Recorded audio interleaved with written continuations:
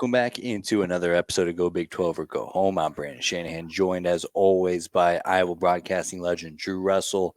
What a slate of football we got going on this week. How you holding up there, Drew? Oh, man. Cheers to the freaking weekend, Brandon. We could use it. I can't wait personally. We got some great college football. The weather is cooling down. It's starting to feel like fall. And I, for one, am absolutely ecstatic. And the big thing is, Brandon, we got some big jackets coming back. So, you know what? I don't look as fat out there, too, which is great. So, big puffy jackets. Boy, that's a big jacket. Like, yep, it's all the jacket. It ain't me. I can hide that up for a little while and pretend to go to the gym. Yeah, I'll tell you what, hoodie season's the best one out there. We're finally getting into it here. I mean, even in Texas, we're able to like survive in it now. It's still not, still Yeah. 80s, but we can make it. And lots of You good know, football going on. Go ahead. no, I was just gonna say fall is such an elite season. Everybody's got It's their favorite seasons, Brandon.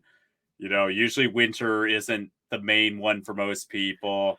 Kind of a fight between fall, summer, spring, depends on what you like. For me personally, there's something about fall that's rejuvenation. It cools down. You have such good sports. There's so many postseason sports going on. Just a good time of year. It just always is, always will be. It's as good as it gets here. And college football, I think, is the reason that football in general is what pushes fall over the top for me here. And this weekend is the perfect example of that. Lots of good football going on here. Lots of good Big 12 football, which we'll really dive into here. But just kind of want to throw out a couple of other games throughout the country here. Alabama and Texas A&M. This one, when I was doing my preseason picks, this one I had circled for Texas A&M. This feels like the kind of game that they would find a way to steal. And if I'm going to have any, ability to push that kind of a agenda and credibility in the SEC, this is a big one for me. Oh, it is. And Alabama, look, they've lost once, they've looked vulnerable, but they're still winning. They had a convincing win against Mississippi State last Saturday night. And, you know, for QB, for Monroe, he's looking more comfortable and their defense is looking a little better. But this is a winnable game for A&M. It really is. And I'm kind of with you, Brandon, as much as I hate to say it, for a team that is, talks a lot for literally never winning with that fan base. They do have talent. They've been able to kind of use NIL really to their advantage in terms of kind of channeling money to those players. You give them a lot of credit there for sure. They got a shot. It really is going to come down to coaching. I still trust Nick Saban more than Jimbo Fisher, but A&M has as much talent as Alabama, which is crazy, but they do. So it will be a fascinating game.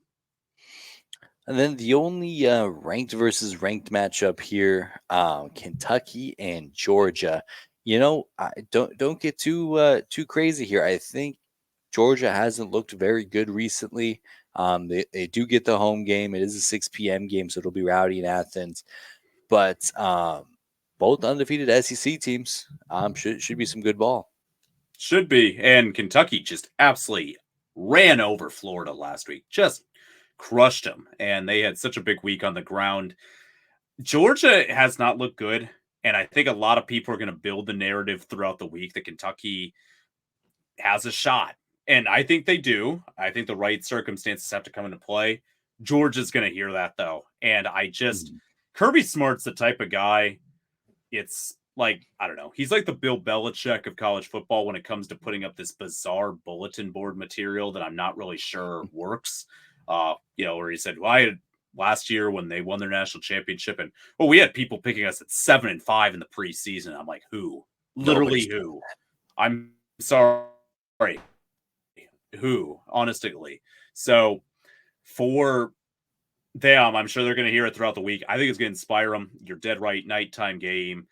Going to have some energy in Athens. And I think Georgia, honest to God, is weirdly going to cruise in the game. I really do. I know they struggled against Auburn last week, but they're on the road. Auburn always plays in fire. Jordan-Hare is a great stadium, tough to play in. So, I think Georgia plays with energy this week, and maybe Kentucky's kind of flying high after crushing Florida last week, and I think comes back down to earth. Yeah, Georgia minus 14.5 feels like a pretty easy one there. But the only other ranked matchup outside of the Big 12 here, or soon to be outside of the SEC here, actually another one here, LSU and Missouri.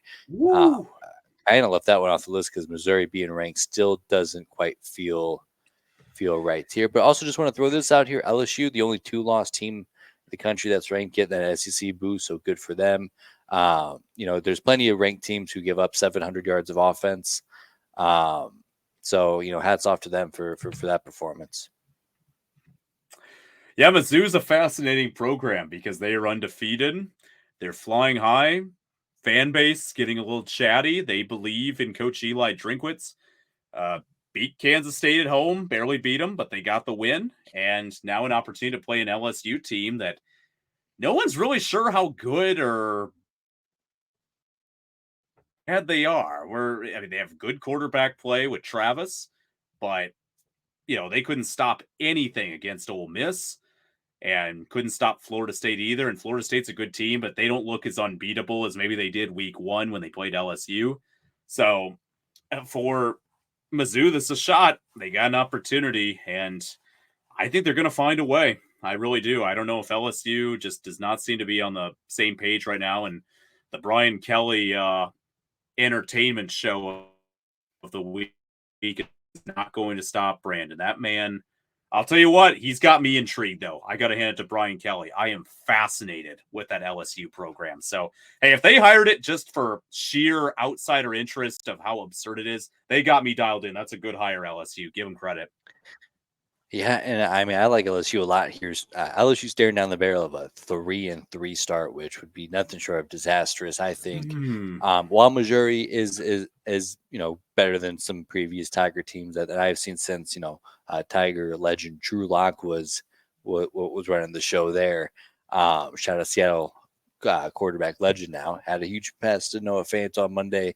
Broke my heart to see, but big fan of him, but this feels like a good spot for them to come down. Yeah, it could be for sure. I mean, and that's not even remotely impossible. They're flying high though. They're at home. We'll see how good of a crowd they get in Columbia as they've kind of struggled to draw throughout the last few years. But it's a winnable game for Mizzou because defense just is not getting the job done right now, but they have a great offense. It is a elite offense. If their defense can even halfway show up, I can fully agree with you, Brandon, but I'm going to say their defense doesn't, and Mizzou finds a way to get it done. I like it. I mean, another, classic SEC shootouts, all offense, no defense, just what, just means more, I guess.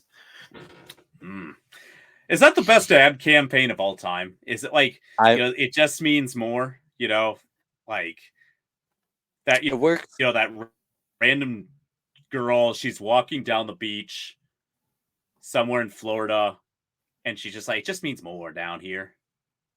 Like, honestly, that like, it just started this like bizarre. I don't even know when the SEC chant started. Like, who started the SEC chant? It's a good chant. I'll give them that. I push a very heavy anti-SEC agenda. The SEC chant. That's pretty good. It is pretty good. No, it is. I like it when it's used mockingly. I remember, a couple of years ago when Iowa State played Texas in football. Iowa State crushed them, and student section just was. I mean, the whole stadium was just screaming SEC S, and it was funny. I mean, how was it not? I mean, it was a frustration night. So it was a good move, but it's a chant that everybody likes to chant because it just rolls off the tongue. It was built for a chant here, but the Big 12 not very chanting friendly as far as if you're going to push that conference here. But some good games last week. We had some we had some losses on there, so we'll kind of dive into how that turns out here. 3-3 for me, the worst week so far. A very admirable 4-2 record for you. last week as well. You were staring down the barrel of a 6-0 season here if TCU could get a field goal off, or if UCF doesn't blow, I don't know, a 4-touchdown lead. We were feeling great last week, Brandon. I thought, here we go. Maybe this is it. We finally see green across the board. But, sometimes dreams are meant to be broken. And, for some people, maybe hopes and dreams are overrated. And my hopes and dreams of a perfect season or a perfect week have to wait another week. And maybe the good news is week 6, we got a great board. And I think we can find a lot of green, maybe all green. I think so, and especially with a shortened week, a couple of teams on a bye week. This is where we got to eat you, Russell. We had the quantity early in the season with all the teams playing non-conference, but now this is where we beef up the percentage here. Granted, don't think I'll be picking Houston at any point throughout the rest of the season, probably indefinitely going into next year as well. That felt like a bad beat, felt like a fine idea at the time, and maybe without the 2 special teams plays and the blocked punt and the kickoff return. Maybe that's a different game, but nonetheless, that feels like a bad beat. Seeing how the rest of the slate played out. Well, it'll be a bold strategy if you were trying to go down that route, Cotton. I'll say that. But if you do though, maybe that should be like a weird you get 2 wins if you pick Houston. Maybe we need to make a modification here. You go Houston and they win, you get 2 wins. Maybe it provide a little incentive here. Just an idea. We don't do it necessarily this week, but hey, we're creative geniuses here on this podcast. So we'll come up with anything. Absolutely. That's not a bad move. Especially gets you some Houston related multipliers there. I won't hate that. I guess we'll see where they're at here. Let's see what the back half of the schedule looks like. Yeah, it's gonna be a week 6 schedule though. It looks like a lot of fun, Brandon. We got 5 really good games, quite a few teams on bye this week, but man, you look at these games, you think there is just fascinating matchups, fascinating storylines within every single game. You're absolutely right. Now that I'm actually looking at this, I feel even less confidence about the perfect 5-0 slate as we were just talking about here. Because these are some good matchups, some real good pick'ems here. First of all, getting started, Kansas State, Oklahoma State on Friday. This one feels pretty good to me. I'm really liking what we're upsetting. This one, Kansas State, coming off a bye. Will Howard, hopefully got some R&R over last week and got healthied up. Because even if he's at like 90%, I think they cruise with this one pretty well on the road. Pretty good win for the Wildcats there. Yeah, Oklahoma State, they get a little bit of time off last week to try to figure things out a little bit, and we'll see what they kind of do with their bye week home game against a K-State team that you and I have both loved from the preseason, Brandon. And even though Oklahoma State, I think, will put together one of their better showings of the season and maybe even their best showing of the season, Kansas State is just executing at a better level so far this year, and I'd feel pretty crazy if I didn't take Kansas State. They're decent favorites first off, but just second off, I just think they're playing better football right now. So I got K-State as well. Yeah, if I was gonna sell you on the Cowboys here, I would sell you just on the fact that it's a Friday evening game. Those games get a little bit more rowdy than usual over in Stillwater. And then you get the bye week to kind of reset. It's been a disastrous start for the Cowboys, but you have Mike Gundy, who has seen it all before. He has seen elite national championship caliber teams and orange and black. Then you've also, he's seen some real stinkers there in his time in Stillwater. This feels like a great opportunity for them to kind of reset and pick up a win and get right back on track. There's not a great path to Arlington at this point, but to get to a bowl game and even that 7-8 win mark would be outstanding for Oklahoma State. But that starts on Friday if they're going to get there. Yeah, I would agree. They've got to figure it out. Coach Gundy, all-time coach at Oklahoma State. We've talked about it on this podcast already, so we don't have to dive deep again, but is a guy that's hearing it from his fan base right now. There's a guy that has pride. I think he's going to go with what he knows has worked for him in the past. And it could be that it continues to be great, or it could be kind of his last stand.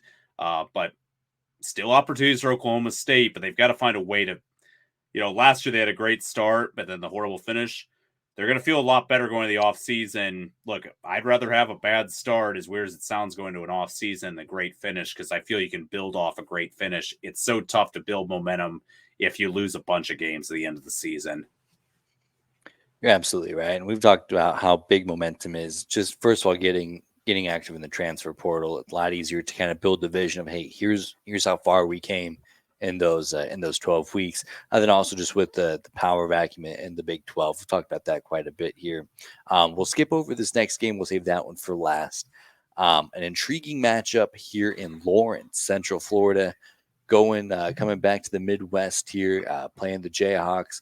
No word on if Daniels will play. There's some weird energy going on there. I heard a theory that he wants to transfer, so he wants to get a red shirt here, so he can still maintain this year of eligibility, which would match up. He's only played 4 games this year. If he were to have taken a snap against Texas, that option goes by the wayside.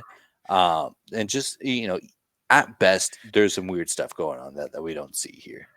Yeah, and those, for Kansas, they've got to tune that stuff out and just go play football with whoever is behind center. Both teams have really weird vibes going into this week. UCF, I mean, they blow that major lead last week where they could be off to, a pretty solid start at 4-1, pair of 4-1 teams. Instead, they're 3-2, and there's kind of doubts of, can we play at the Big 12 level? Or that's kind of creeped in a little bit at times. I think Kansas, with the QB situation, a defense that's still not really good, and an offense that is really good, but how effective can it be on the ground, especially with the backup QB and Bean, who has good legs, but not as reliable as a thrower as Daniels. So this is a tough call, Brandon. I think we're going to have to ration this out a little bit, because I seriously, this to me is a toss-up. It really is, just the way that this could play out. Yeah, Kansas 2.5-point favorites. They get that home field bump here.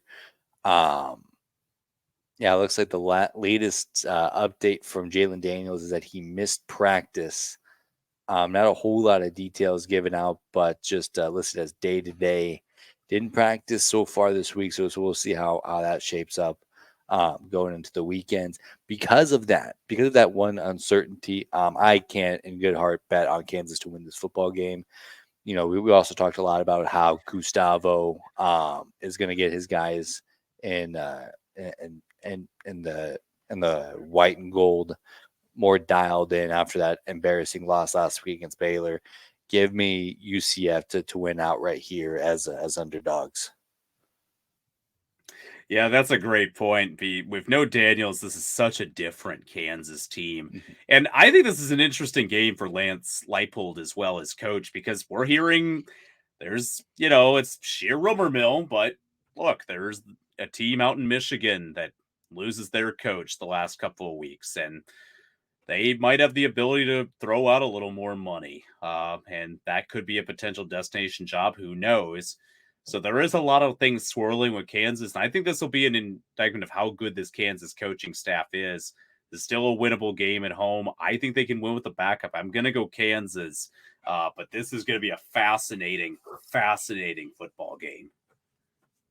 You're absolutely right. This is the new Big 12 kind of vision that I'm so excited about. Central Florida, Kansas, especially with what Kansas has done over the last 15 games or so. Outstanding stuff. I know the Central Florida roster, like most Florida teams, comprise mostly of Florida players. That's a talent, a hotbed talent in that state. How many of those players have ever been to Kansas? State of Kansas? Well, all of them, if I'm not mistaken. They played in Manhattan a couple weeks ago. I'm gonna take off these headphones right now, Brandon, and I'm gonna quit. I'm gonna quit right now. You're right. You got me 2 weeks ago. But before then, Brandon, Before it does then, not happen. It does not happen every single day that this happens. That's the funny the 2 weeks. But yeah, I'm gonna take this egg off my face quick because I didn't put that one together.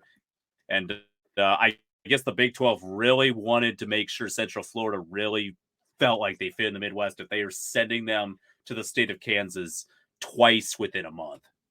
yeah, I think that's the funnest schedule bit of this whole new four. And as you mentioned, it's a bummer that we don't get the round robin anymore, but it is kind of funny to see what teams get shafted. And welcome to the to the Big 12, buddy. Here's Manhattan and Lawrence, Kansas. And you're absolutely right. If you're born and bred in Florida, there's no reason to ever go to Kansas. And now, No, yeah, they're you're not right. going Two to go games to in 3 weeks.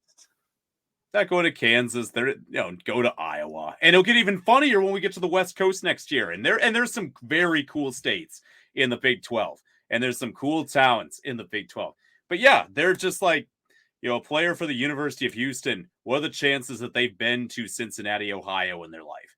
Not You're great. absolutely right. Not great. So it's fascinating. It's fascinating. This is a fun matchup. This one I'll be catching a good amount. It is funny to me as like a West Virginia player, as like a senior going into next year. You sign up for Big 12 football, and now you're playing a conference game in November in Tempe, Arizona. I don't know if I signed up for this. Yeah, I mean, what is good? You're a kid that's in Tucson, Arizona, and you're just living life in November, and they say, "Oh, by the way, you're going to be going to Morgantown, West Virginia, this week. You've got a game out there, Cincinnati, Ohio, Ames, Iowa. Oh, I'd love to see Yeah, a have kid, fun going to Ames in November. Ooh, boy, and it's funnier even for basketball too. I mean, that's going to be a real adjustment for some of those southern schools. I'm guessing, Houston Cougars have an outstanding basketball team. They have had some Yeah, great success the last 2 years, but I guarantee they're not going to love getting off the bus in January in a Lawrence, Kansas or an Ames, Iowa. I can just about guarantee that. But basketball, last time I checked, also played it indoors, so that's good yeah. too. I mean, the travel regimen is Ooh. insane, especially for those Arizona schools. Like, yeah, you have to fly up to Seattle and Pullman, Washington every now and then, but now you're taking red eyes basically to West Virginia and Florida. Like that's not nothing. That's not nothing. It is not nothing indeed. I think it's a thing of beauty, to be brutally honest with you. I think these kids, some of these guys probably never seen snow. So You're not kidding. that's going to be like, I think, entertaining, Oh my if they gosh. might see that. That's not a I could joke. I just mean, that's something no, I've you're had absolutely family in the right. past, friends that like they live in the South. They go to the Midwest. Like we've never seen snow. What's that like? And I'm just imagining because, like, as a native Midwesterner, like, just that when it's so cold, like it hurts as soon as you step outside.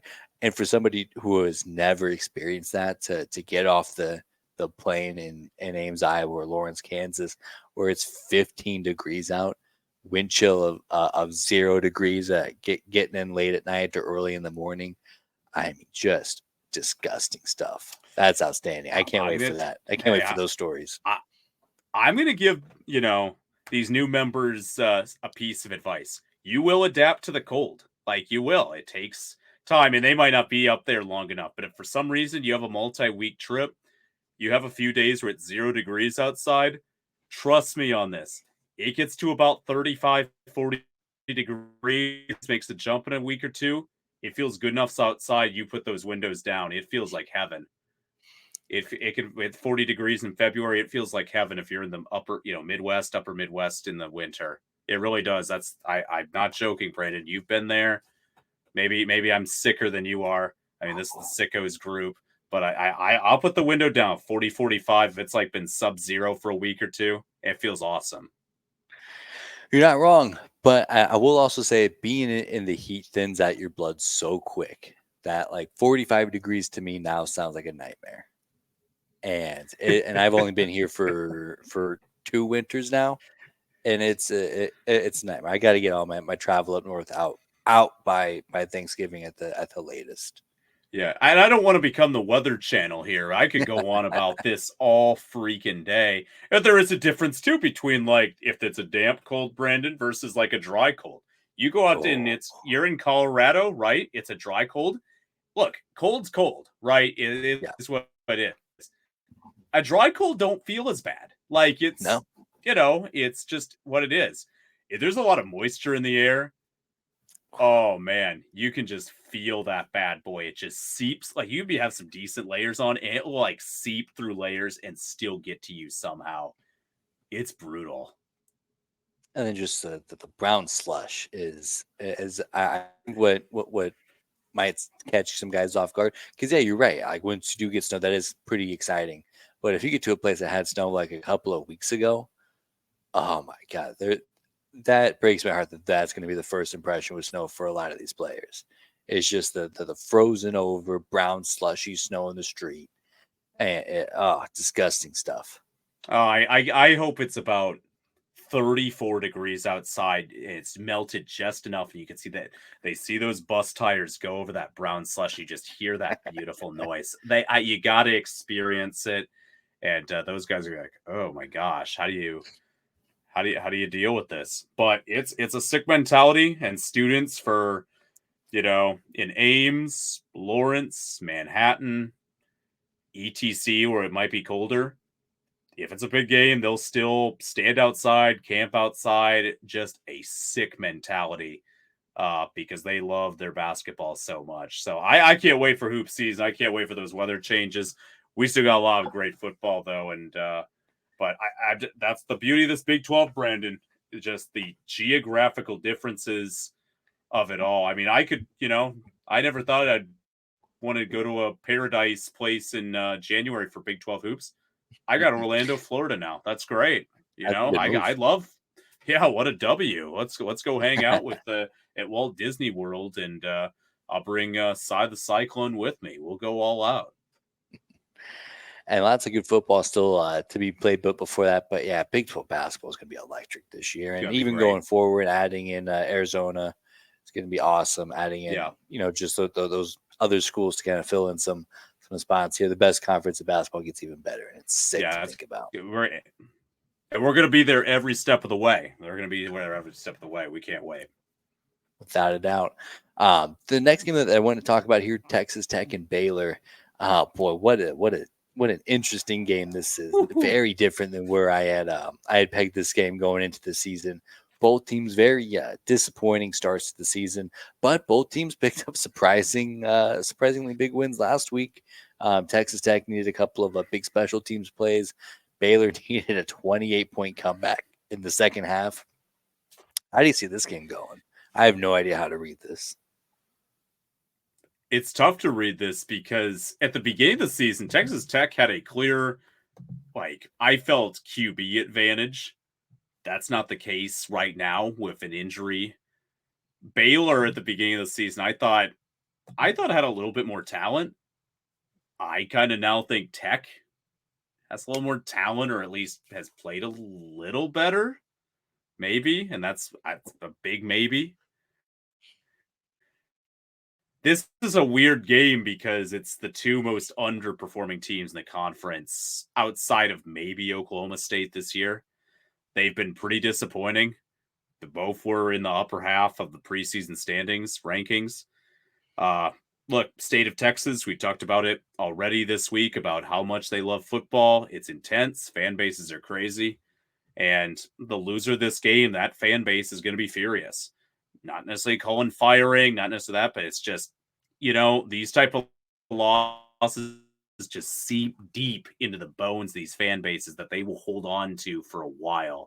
So this is a tough one, Brandon. I think turnovers, you can say all the normal stuff with turnovers and good special teams. You hopefully can get a solid running game, but this is a game where both these teams big question marks, and I don't even know if we'll answer those questions these games. It'll just be try to find a way to survive this week and uh, see if you can find improvement that next and see if they can get a win.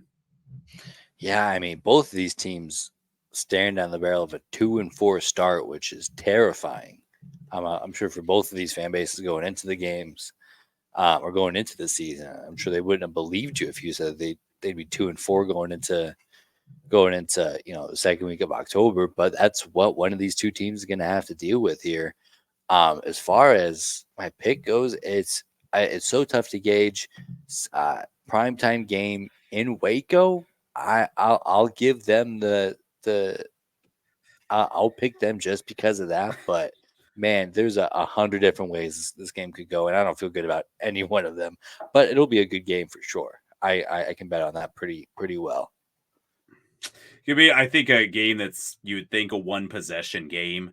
It is funny because Texas Tech has been bad on the road this season. Brandon, they lose at Wyoming, lose at West Virginia, who is showing their stripes and competing a little better, I think, than anticipated as well. So you give them a lot of credit. They haven't looked good on the road though. You think, okay, well, Baylor, boy, then that's an easy call. Baylor at home. They had a very difficult opening week loss by 11, and then they lose once again on primetime TV to Texas by a pretty healthy margin. So it's not like home field advantage has helped them. I'm going to say Tech's running game finds a way, and I'm going to take Texas Tech. This is going to be a very close football game, though. These last two games, Brandon, it is I'm just tempted to get a coin out, flip it, whatever happens, I would be okay with, but just interesting games. And up here, another game that's a little bit more interesting than I probably would have pegged going into the contest. TCU and Iowa State. Both teams coming off of losses where I feel like they both kind of ended up being disappointed in. Probably more so TCU than Iowa State, but Iowa State probably not too happy with how that second half turned out against Oklahoma. What does an Iowa State win look like here? They've got to continue to be aggressive, airing out the football. They've got to let Rocco just do what he needs to do at that QB position. And the offensive line played better, even in a loss at OU last week. Running game even had spurts throughout, so give them a lot of credit. Defensively, they've got to clean things up. Just when you think that's usually been the strength of a Matt Campbell team has been the defense. They haven't been great the last 2 weeks, so they've got to find a way to clean that up. TCU, though, they have a great passing attack. They've got a good amount of talent. For me personally, even though Iowa State has some beautiful, 100-year commemorative uniforms this week for Jack Trice, which is outstanding. I got TCU personally. I think it'll be a close game. This is a season-defining game for TCU. I think most people thought they would take a step back going into the season. Just, last year was crazy. And the fact that they made the championship game last year under a first-year coach really was nuts. So I don't think the step back is shocking.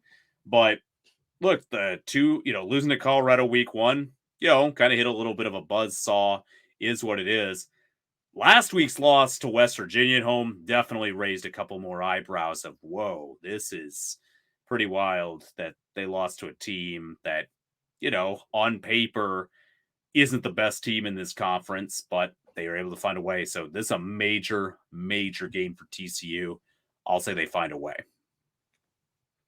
Yeah, interesting spot for Texas Tech because you're right. The step back isn't too shocking, but you lose at home as a 20-point favorite to Colorado. You lose as a 14-point favorite to West Virginia. Just not where you want to be, and I think this we expected a bit of a step back, but there's a big difference between a step back from a national championship runner-up team and then, no offense, losing to Iowa State. So I don't think that they've fallen back quite that far.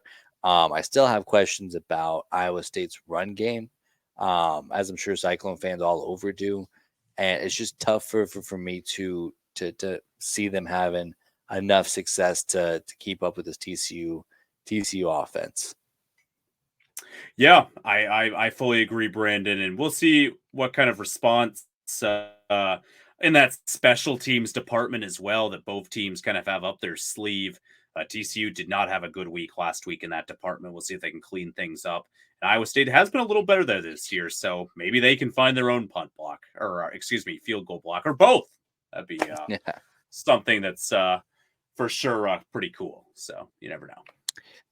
You're absolutely right there. And now the big one, Texas and Oklahoma, future SEC matchup.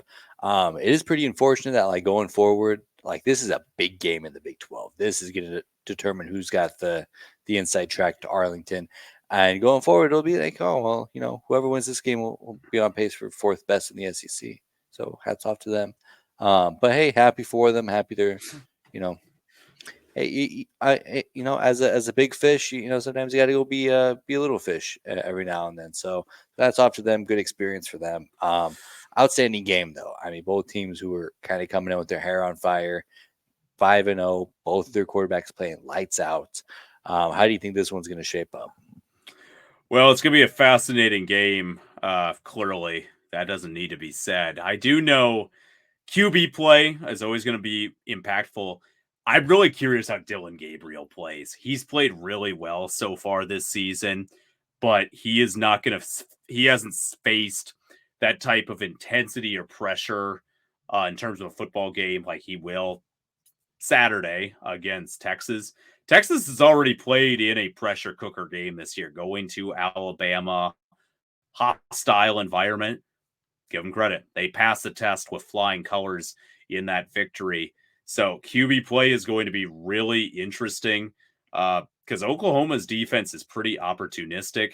And, you know, Texas is turnover prone offensively, even though they know how to rack up yards. So this game has always been just fascinating. It's one of the great rivalries in all of college sports.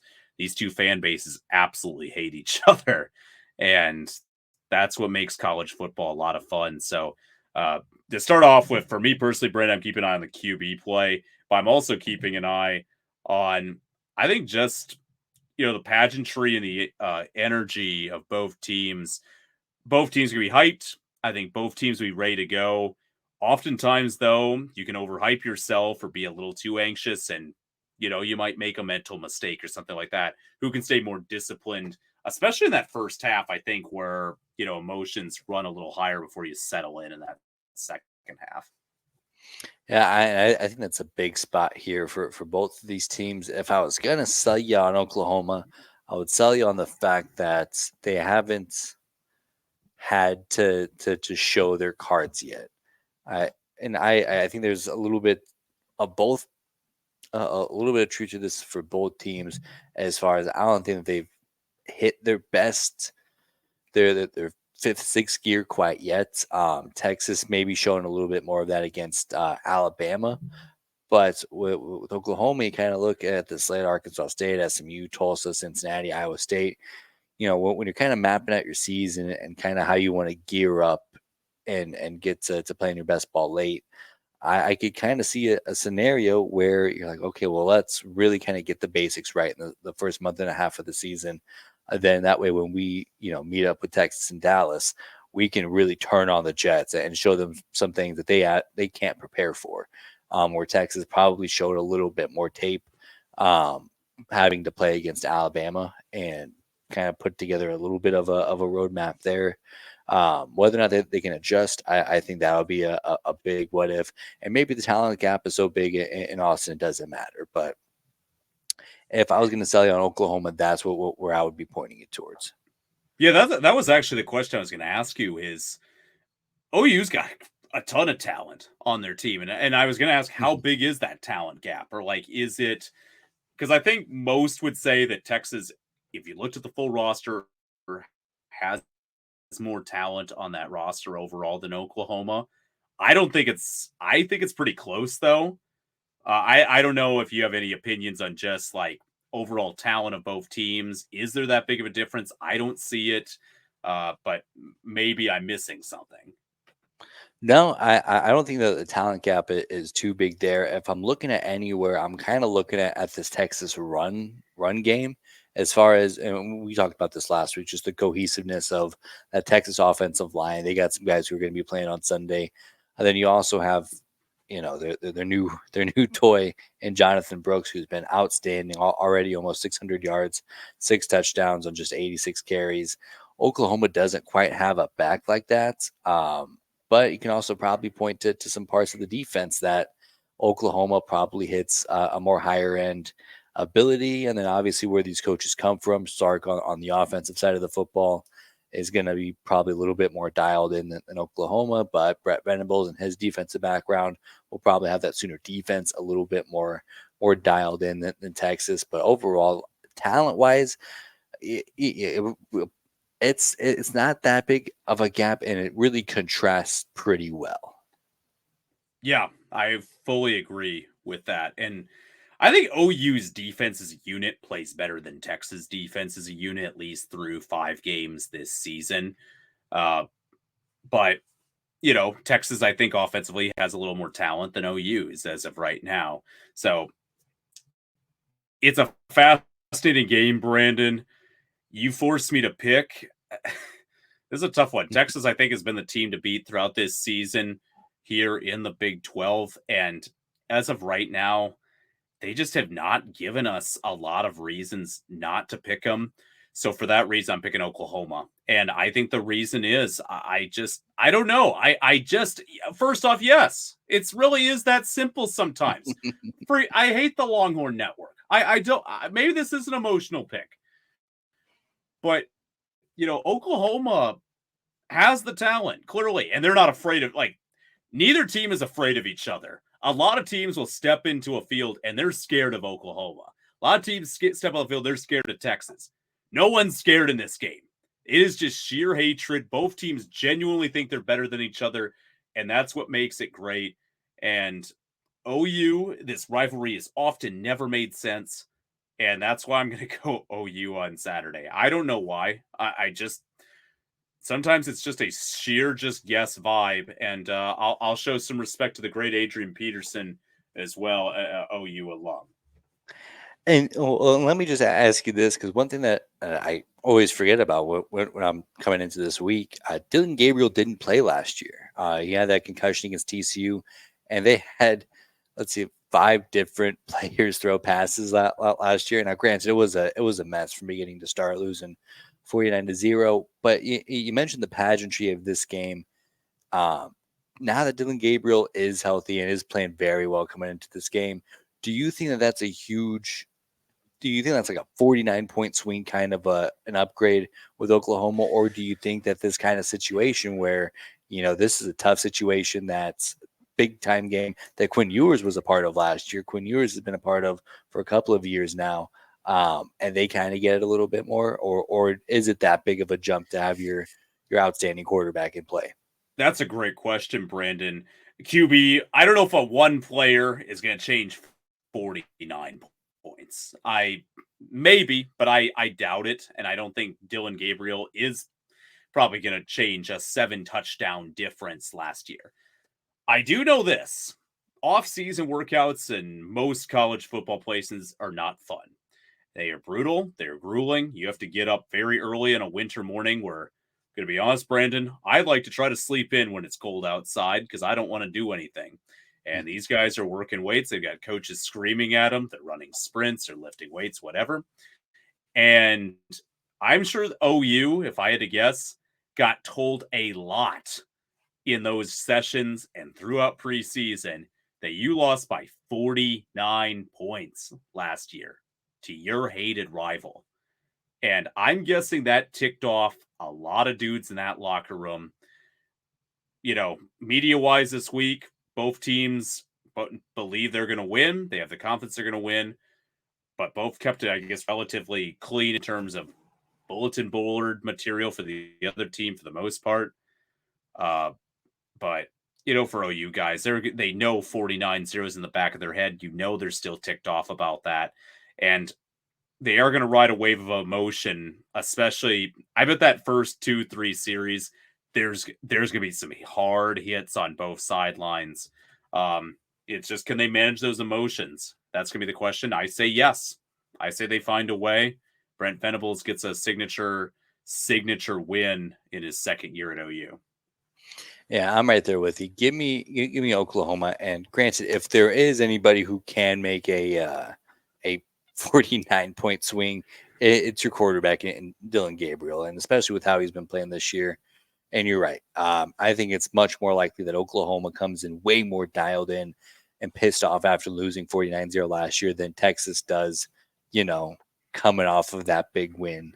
But it's a rivalry game. Also, quick fun fact out there for you that drives me crazy. This is the only football game this year that's going to be played in the Cotton Bowl. They have, and I know what you're thinking. Well, don't they have the Cotton Bowl during bowl season? Yeah, they play that at AT&T Stadium now. So this is it. They have this great 90,000 seat venue, icon of college football. So much history there, and yeah, Saturday is gonna be it. You know what? Here's our. You know what? We had a sidebar last show, and I'm going to tell you what, Brandon. This is my sidebar. I hate. I've never been to Europe, so I'm not going to pretend I know. But they have like churches, places over there that have been around for hundreds upon hundreds of years, right? Like been around forever. And I hate in this country that we got to build a stadium like every 30 years, every 40 years. And I don't know how old, you might have to research quick how old the Cotton Bowl is in Dallas, the stadium they're in Saturday. I think it's a great stadium. It always produces great games. Players like playing in iconic venues. They like, I don't know many athletes, if any, that don't like, that say, I don't like playing in a stadium with history. I'm not into that. Like, I think that is something that's interesting to me personally. So like, Brandon, I don't know. It's upsetting. It's upsetting. I'll tell you right now, it's upsetting. Light bulb went off. It is very upsetting. And it's crazy because you look at what's happened throughout other historical venues. So the Orange Bowl is gone. I think that has more to do with Miami falling off the map than any of the allegations and the NCAA violations that they had. Now that they play in an NFL stadium 25 minutes away from campus, that's not a winning formula. And then you look at how folks talk about the Rose Bowl out in Pasadena with such high esteem that it's crazy that you have this opportunity to keep this game in this iconic venue. And then you sacrifice it for AT&T Stadium. Now, in the past, I kind of have gotten like for a playoff game, like AT&T Stadium is probably a little bit more built for it. But I mean, what and now even high schools don't even use that game because they don't. They play all their games at AT&T Stadium too. But yeah, it is just such a bummer. It is, but that's the world of college football, and I, for one. Because Texas State Fairs, it always happens the same time with this game.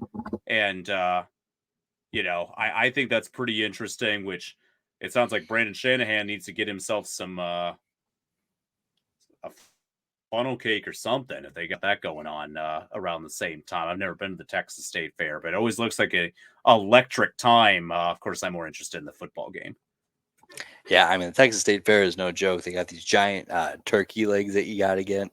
I mean, it's a great time. They'll fry anything down there. They fry Oreos, they fry Snickers, they fry, anything that they can get their hands on is fried. Hey, that sounds, give me 12, please. That sounds pretty dang good. Oh, perfect. Outstanding stuff. Outstanding slate of games here. I think we got a good slate of games.